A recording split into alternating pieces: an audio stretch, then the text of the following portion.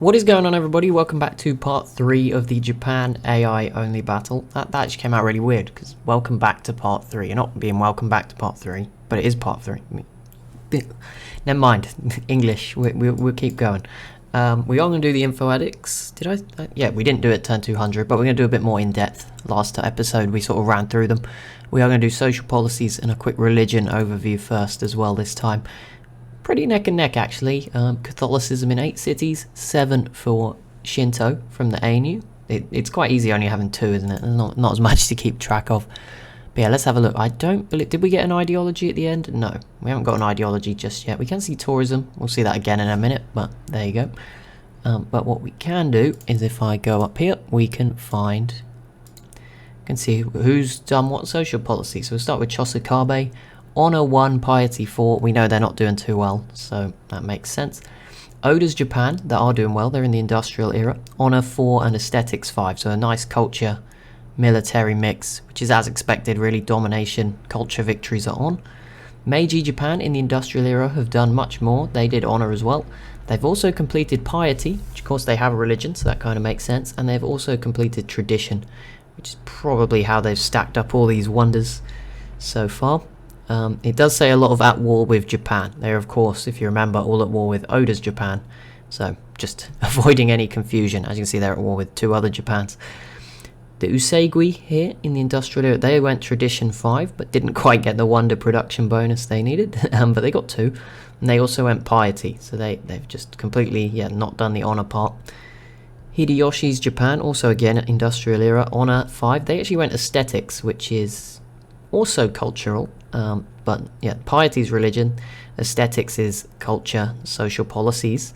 Weirdly enough, has not helped them get more than Meiji Japan. They've gone exploration, which is... There's not much to explore on this map, but if you actually look at the exploration policies, it's not actually too bad. It helps. It's mostly coastal city related things, and some naval stuff, but like it's not dependent on you settling some land far away or whatever, so it's not a disaster to go for that one. Same again here for Shimatsu, Honor 5, Exploration 3. Not great, but they're not doing too well either. But again, exploration is not as much of a disaster as it seems. Like, I guess if this was like EU4 and you picked exploration ideas in that game and there was no other land, that would be a disaster. Here it's fine, it gives you like better production in coastal cities, things like that, so it's not so much of an issue. And an interesting one here, the Ainu have tradition and aesthetics 5, both of them, but they also have rationalism, which is that extra science, so that could be pretty useful. 10% bonus science. We'll see how it looks when I just open the info addicts in a second. The Ainu still leading. I don't know what this point was. Was that founding their religion, maybe? That is just... it just went vertical. That's what my... This is what I woke up to when episode 1 came out of this series, and I just looked and I was like, what is going on? Why is this video doing so well? I don't know. Seems like the algorithm decided to bring loads of you here. So if you've stuck around to episode 3, thank you very much.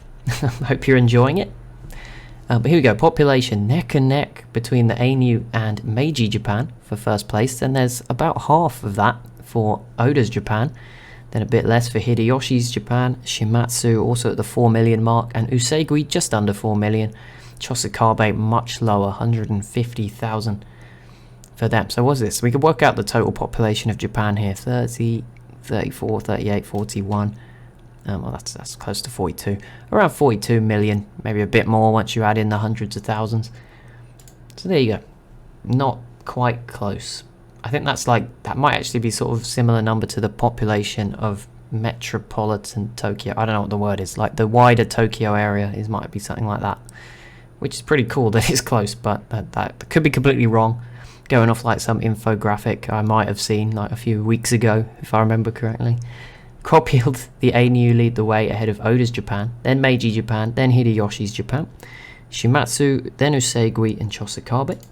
Production, Oda's Japan. We've got a nice little mix here of different leaders each time. It is Oda's Japan though for production, just ahead of Hideyoshi's Japan and the Ainu. Then Meiji Japan's just a bit off them. Then there's a much bigger drop to Usegui, Shimatsu and Chosakabe. Economy's big one. Meiji Japan leading the way here ahead of Hideyoshi's Japan and then Usegui. So the north more economic, and the ANU as well. So the northern side of the map, much more economically strong. Then you have Oda's Japan, who, probably because they can't trade it with anyone, that might be hindering them, to be fair, because they're at war with everyone. Shimatsu and Chosokabe at the bottom. Land area, Meiji Japan lead the ANU. Again, this is based on, it includes sea tiles. I think Oda's Japan might actually be the biggest in terms of land tiles. I'm not going to count them, but I think they might be. I think because they're spread on both coasts, right? They have less sea tiles, whereas the other civs have been forced out in one direction to get more sea tiles.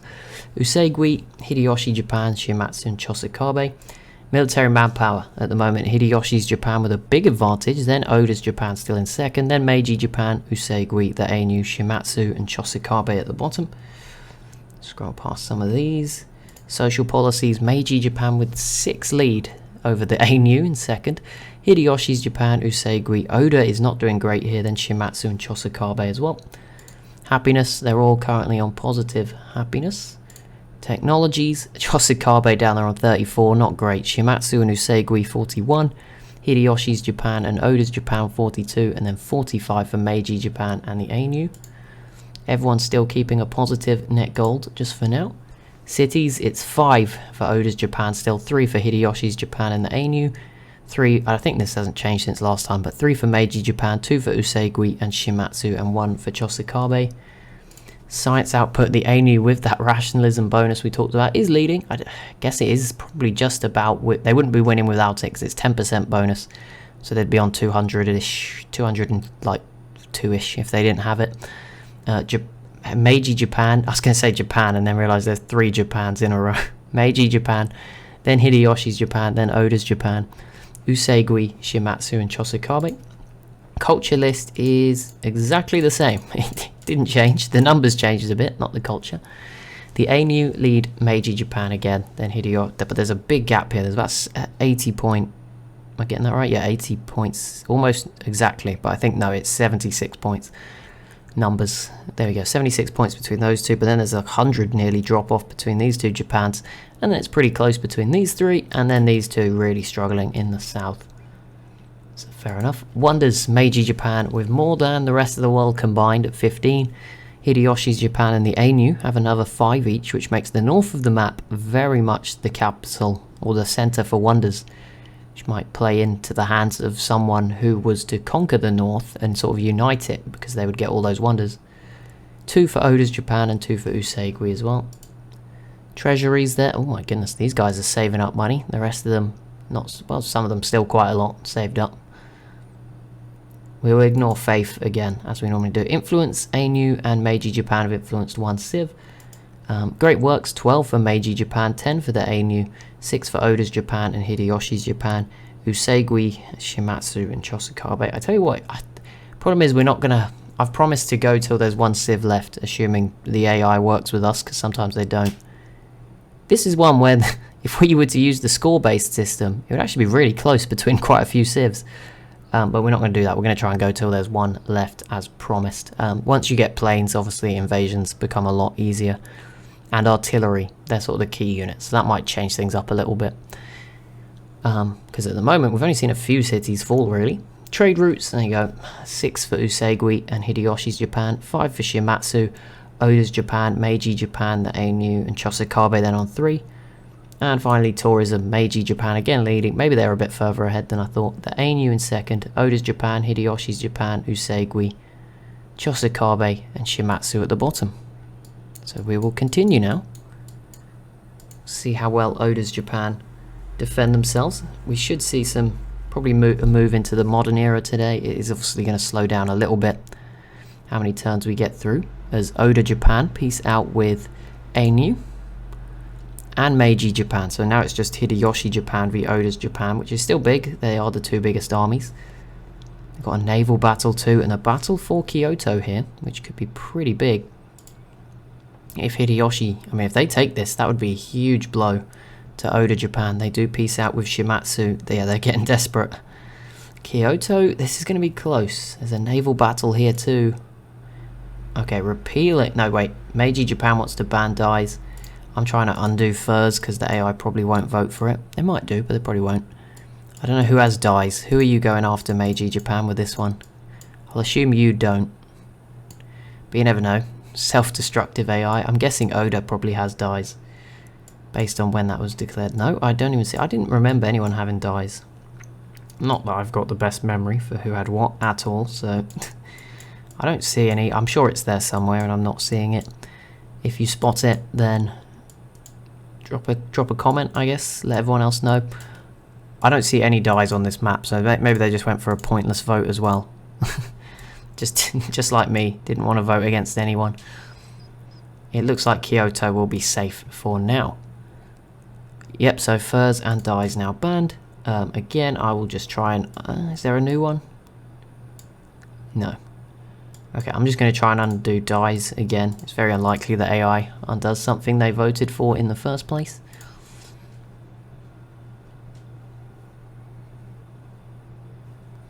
Meiji Japan there with that huge little cash pile they've built up. These turns go rapidly. There we go, there's a peace deal. So there is now peace, I think, across everyone. I believe... no, there is still a war between Usegui and Chosakabe, the small war. I do not believe that's going anywhere. No, there's no units from either side. Fight. Well, that lasted not the best part of a turn. Never mind. Oda Japan finally gets out of that coalition just to attack Chosakabe again. And they are looking pretty powerful right now, so they have a chance. Only issue might be getting open borders, their boats from one side to another, with no sort of canal or anything. You know, no one tile connection point. They could have snuck through, or not having this city would have helped. But yeah, I'm sure, look at this, they're swarming. They obviously have the east side of this island as well. This probably will go in their favour. And we have our first war between northern civs, Hideyoshi, Japan. Maybe that was the peace deal with Oda's Japan. Maybe he said, you can have the north if I get the south. And then they're going to go and be the two strongest civs elsewhere. But yeah, Hideyoshi Japan versus Ainu. Could be a big fight here in the north. Both pretty equal on tech, but certainly a unit advantage for Hideyoshi's Japan. And you can see them winning. Killing some units there. And here we go. Oda does eliminate Chosakabe. Took a while, but he got there in the end. And he gains a 6th city. So even though those info addicts not looking too great for Oda, he is continuing to be the main antagonist in this game. Well, depends how you look at it. If you're rooting for him, then protagonist. Modern era for Shakushin. I do not know who that is, so apologies. Let me just check. That is the leader of the Ainu. Fair enough. There we go. The more we know. We can now focus, of course, up north as we get our first ideology. The Ainu going for order. We'll probably see some different tenets and stuff come through now. I don't know how far ahead. Ideology is always a good way of sort of telling. Of course, it's not the best way because you have to have 3 factories. And look, their 3 cities are really good, so they may not be as ahead as getting the ideology first would make you believe. But it's certainly a good start. But yeah, they're defended. The AI is notoriously not great at naval invasions, so this may not go too well. Ah, that's a problem. Japan adopts autocracy. Is there a way for me to see which Japan you are? I believe I can do it in here, right? It is Oda's Japan. Okay, cool. And they declare war on Usegui. I love that. They managed to get a peace deal with everyone. And then begin their conquest. And I think... oh, that's a new city. But also, I think Shimatsu, they declared right there at the end as I click next turn. I think they may have had a defensive pact with Usegui. Which is very rare. Maybe, maybe not. I mean, it's pretty brave if they just attacked Oda. But saying that, Hideyoshi has come back. He waited for that peace deal to expire. It has been like 20 turns. It's just they're going so quick you didn't notice. And Meiji Japan v Oda. Okay, this time it's the whole world against Oda, pretty much. Which could hurt him, because last time he didn't have to fight Shimatsu and Usegui, the two that border him at the same time. Ainu complete the Eiffel Tower. Delegates embargo Japan. I do not know which Japan that is, but I would hazard a guess that it's this one. Yeah, you do not want them getting this city, so this Japan needs to come in and save the day for the rest of Japan. How many times can we say Japan in one day? Again, I'm just going to keep unproposing whichever one they've just voted for. That seems fair. But yeah, this is going to be a brutal feud, brutal war. And again, we should see the city go to Shimatsu. No. Oh, they're so close here. But Meiji Japan is coming in on the south side. Hideyoshi Japan killed almost all their boats in the north. The Ainu now have Broadway. This is a big, big turn. Oda came so close there to grabbing Kasugayama. I feel like that should have been a more aggressive pronunciation, but it wasn't. Shimatsu grabbed the former Chosokabe city. The Louvre is built in Hideyoshi, Japan. And the Ainu finally joining in. They took a while. They have great war infantry now, but they join in now. Obviously, they were probably just recovering a little bit from their little scrap with Hideyoshi's Japan. And Japan went freedom, which is a different Japan, and I don't know which one. Also, going freedom is pretty rare. So Meiji Japan decided to go freedom. So we have one for each ideology at the moment. Here we go. This is a big turn. I don't think Oda can take it with the musketmen this turn, though. No. It looked like... Oh, there's a great war infantry as well. Yeah, Oda pieces out with Usegui, which was probably a smart move. As Hata here is in the yellow. And Izaku here is under a bit of pressure as well from Hideyoshi Japan. We won't stop at 250 again. We've done the info addicts. We'll probably go on till 300 now. I think I don't want to make it too stop and starty when it's a quick game, but there we go. Meiji Japan takes the city off of Oda. The other Japan, which I believe at this point the only one left was these guys, went Order, which is joining the Ainu in the north. Probably a good move. I think they all would have been good moves, but there you go. And Hisaku here could fall. Chosokabe, not Chosokabe, Shimatsu, sorry, would love to grab this. What recovery this could be for them. Oh, they just pulled back a little bit. Oda has an ironclad, which may encourage other units to leave, but there's just swarms of units in the area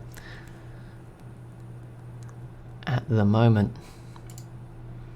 It's a really interesting concept to this game is that they're stopping Oda, but at what point do you go from Oda being the enemy to you being the enemy? So these are some unique boats which are pretty cool. Mikasas.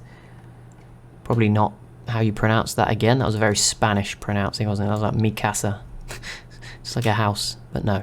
Statue of Liberty for Meiji, which is good. They got a wonder. The last few have gone to other civs. I was a bit worried for them. I've turned it around. Izaku is still on the edge, but there's no melee units around at the moment, so it should be okay. Has anyone got planes yet? I'm just going to check up here. No. It's getting to that time. You might see a Great War bomber pop up, and that would be pretty advantageous to have right now, especially on such a small map, because you can probably, if you're in the middle, you could probably hit the north or the south, and if you're on one of the islands, you could sort of hit the midland parts. So you have quite a good range on those. Hisaku is so close, and I think, unless Oda pulls off a miracle peace deal here, he is going to lose it to Hideyoshi.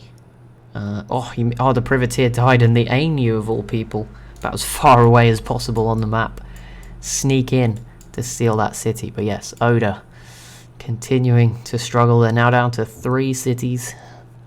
Usegui has now actually attacked them, and that could... Oh yeah, look at that, Kyoto now under siege. This could be a big few turns for them. Usegui's here, Hideyoshi Japan's in there with a load of cannons as well. I think if I click this button, we could see Kyoto. Oh, yes. Oh, I was kind of hoping Usegui got it.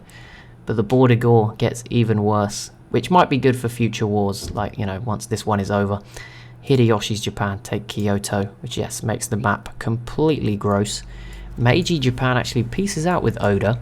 I think they're building up to attack someone else. You see how quickly the enemy changes after the war. But yes, Oda's Japan not so strong anymore. Meiji Japan teaming up with the Ainu against Shimatsu. That is very far away. Shimatsu may have a chance to get this city if the Ainu move too many units away. We'll keep an eye on that. And Shimatsu now piecing out with Oda's Japan. Interesting. Lots going on all over the place. But yeah, it's kind of going to be a shake-up, I think. Until now, it has felt like Oda was the enemy. Like he was the big bad guy. Not anymore, obviously. Now he is one of the smallest civs. In fact, I think he is the smallest in terms of city numbers. He's tied with Usegui.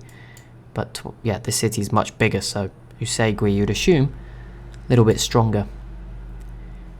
But there we go, good timing. We hit turn 275. We're on the verge of the modern era. And ANU now does have a really good tech advantage. I don't know if that's autocracy kicking in, or the population that they have that's quite big, or just the limited number of cities, although most of them now have sort of 3-ish. 3's like the average amount. Oh, I didn't even realise this Meiji city here would be impacted by the Shimatsu war, but I don't think it will fall. But there you go, things are set up very nicely. I have no idea who's going to win now. Now it is wide open for anyone. Even Oda could come back at this point if you get the right team. It's probably unlikely, but I think it could happen. Losing your capital is hard though, so maybe not. But those that have kept their capital, I think anyone could still probably pull it off. That isn't, you know, I know Shimatsu and Usagi are a bit behind, but these other 4 northern civs can, yeah, could have an impact. But that will be it for today's episode. So as always, if you have enjoyed, be sure to leave a like and a comment down below. Be sure to subscribe as well if you are new to the channel, and I'll see you in the next one.